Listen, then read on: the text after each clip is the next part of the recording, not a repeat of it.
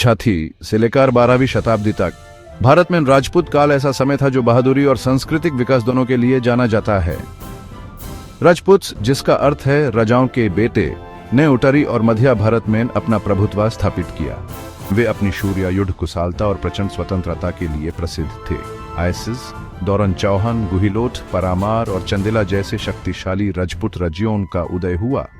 ये राज्य लगभग हमेशा युद्ध में रहते थे, जिसे कई राजाओं ने मिलकर शासन किया, और ऐसे विरोध भी हुए जिसे उस समय का राजनीतिक दृश्य बदल गया। राजपूत काल भावी सांस्कृतिक महत्व का समय भी था। राजपूत कला, स्थापत्य और साहित्य के संरक्षक थे। उनकी स्थिरता और खूबसूरत मंदिर, शानदार किले और जानदार मूर्तियां उनकी सुदृढ़ सौंदर्य राशि की गवाही देती हैं। उनकी वीरगाथा, निष्ठा और प्रेम की कहानियां आज भी गीतों और लोक कथाओं के माध्यम से पीढ़ियों तक पहुंची हैं, जो हमारी कल्पना को जगाती हैं और प्रेरित करती हैं। हालांकि भारतीय इतिहास में उनके प्रमुख स्थान होने के बावजूद राजपूतों की उत्पत्ति रहस्य में छुपी हुई है।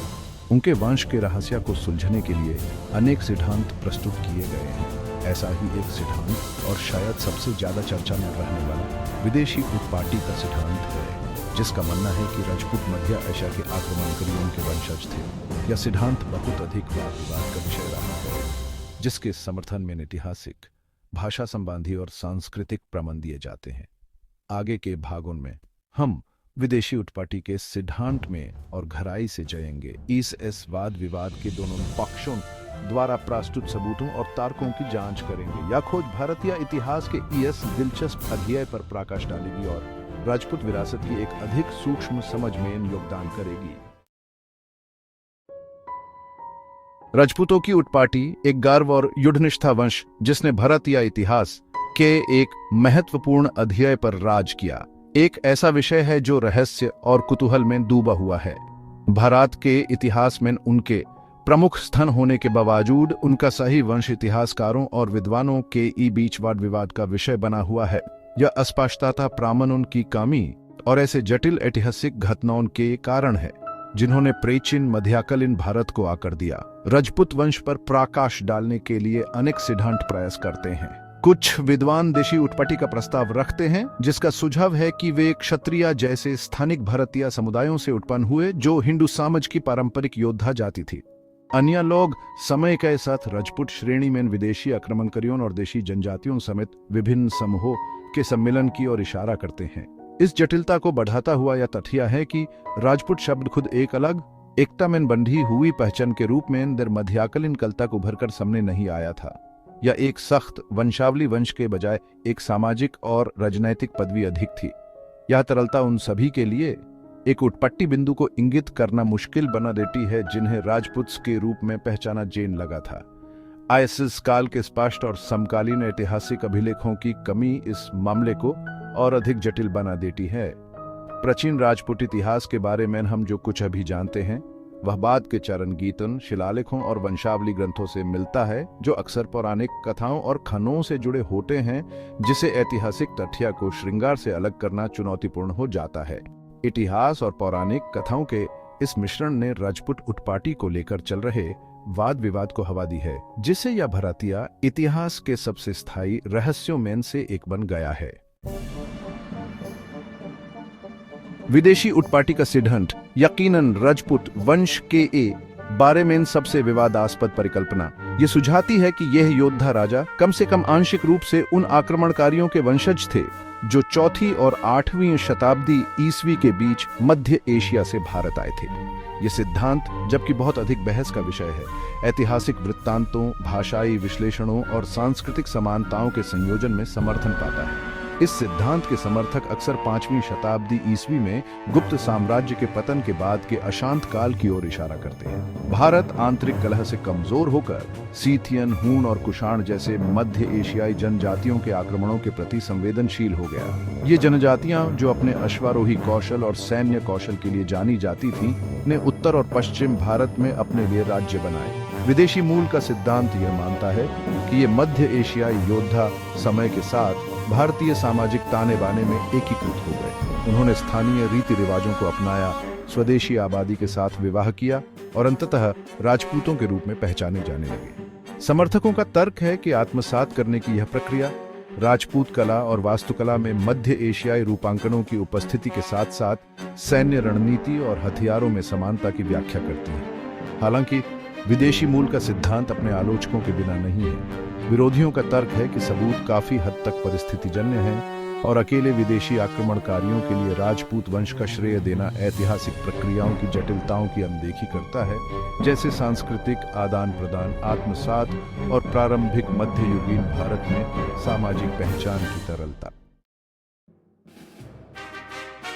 राजपूत वंश से जुड़े मध्य एशियाई समूहों में सीथियन, जिन्हें भारतीय स्रोतों में शक भी कहा जाता है, प्रमुखता से शामिल हैं। पुराणों और महाकाव्य महाभारत सहित प्राचीन भारतीय ग्रंथों में शकों को एक शक्तिशाली योद्धा जाति के रूप में संदर्भित किया गया है, जो मध्य एशिया से भारत आई थी। ये ग्रंथ उनके सैन्य कारनामों, भारतीय समाज में उनके अंतिम आत्मसात और योद्धा वर्ग से उनके संबंध का वर्णन करते हैं।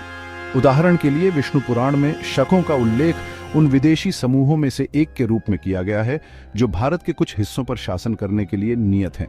इसमें कहा गया है शक यवन, यूनानी, कंबोज, पहलव, पार्थियन और अन्य पृथ्वी पर लंबे समय तक शासन करेंगे।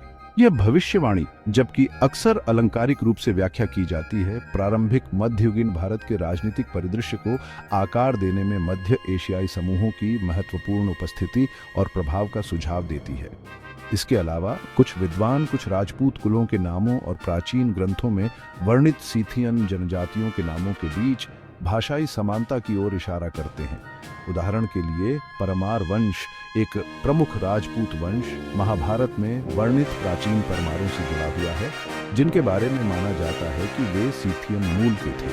इसी तरह के संबंध अन्य राजपूत कुलों और सीथियन या हून जनजातियों के बीच बनाए गए हैं, जो एक संभावित वंशावली लिंक का सुझाव देते हैं। हालांकि इन भाषाई संबंधों को सावधानी के साथ देखना महत्वपूर्ण है।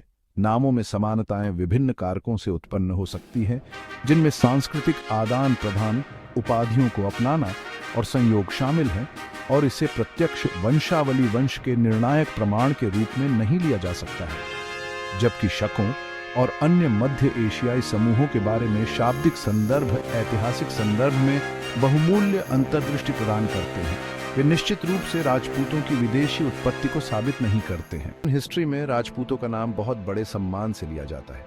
वीरता, बलिदान और शौर्य की कहानियां सदियों से राजपूत योद्धाओं से जुड़ी हुई हैं। महाराणा प्रताप, पृथ्वीराज चौहान, रानी पद्मिनी जैसे नाम आज भी देशभक्ति और साहस की मिसाल है। लेकिन इन वीरों की उत्पत्ति का रहस्य आज भी एक पहेली बना हुआ है। कहां से आए थे ये शूरवीर? किस वंश से था इनका नाता? इन सवालों के जवाब ढूंढने की कोशिशें बहुत समय से हो रही हैं। ये रहस्य और भी गहरा हो जाता है जब हम राजपूतों की उत्पत्ति से जुड़ी अलग अलग मान्यताओं को देखते हैं। कुछ लोग मानते हैं कि ये अग्नि से पैदा हुए थे, तो कुछ इन्हें सूर्यवंशी और चंद्रवंशी क्षत्रियों का वंशज मानते हैं। इस वीडियो में हम राजपूतों की उत्पत्ति के रहस्य को सुलझाने की कोशिश करेंगे। अलग अलग ऐतिहासिक साक्ष्यों, रिसर्च और विद्वानों की राय के आधार पर हम इस रहस्य पर रोशनी डालेंगे। राजपूतों की उत्पत्ति को लेकर कई बातें कही जाती हैं। कुछ लोग मानते हैं कि ये अग्निकुंड से पैदा हुए थे, तो कुछ इन्हें विदेशी आक्रमणकारियों का वंशज बताते हैं। इनमें से सबसे मशहूर है अग्निकुंड सिद्धांत। इस मान्यता के हिसाब से 8वीं शताब्दी में ब्राह्मणों ने विदेशी आक्रमणकारियों से देश की रक्षा के लिए अग्निदेव की पूजा की और अग्निकुंड से 4 योद्धा प्रकट हुए: प्रतिहार, परमार, चौहान और सोलंकी। आगे चलकर यही चारों राजपूत वंशों के संस्थापक बने।